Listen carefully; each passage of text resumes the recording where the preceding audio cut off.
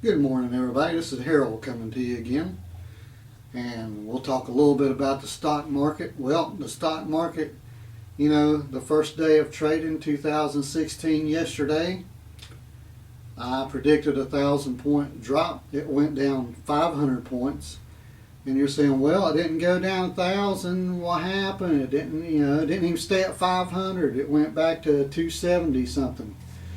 Well, this is what happens when the stock market starts going down like that.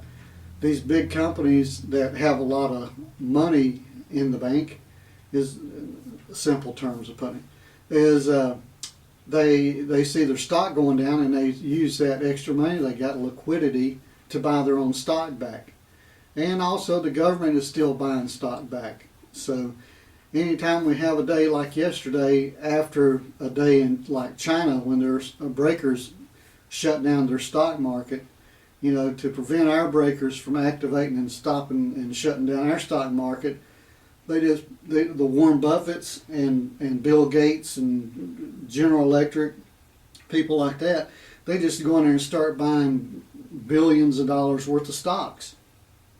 And the individuals and small companies are selling, trying to make a little bit of profit before the stock market just goes down to 5,000 or 6,000.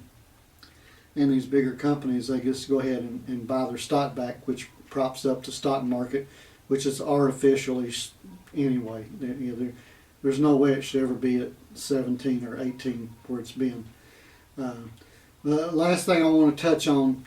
Well, today the stock market's going to be down again, about 300 points probably. So, but it could go down more than that after the announcement Obama made yesterday about guns, and he's going to take his pen and his phone with executive order, and he's going to force some of these laws down our throats. But the one law that I want you to really be aware of that's in that is doctor-patient privileges. We've always had doctor-patient privileges. So now if you go to your doctor and you say, "Doctor, I'm feeling a little depressed. Can you help me out with that?"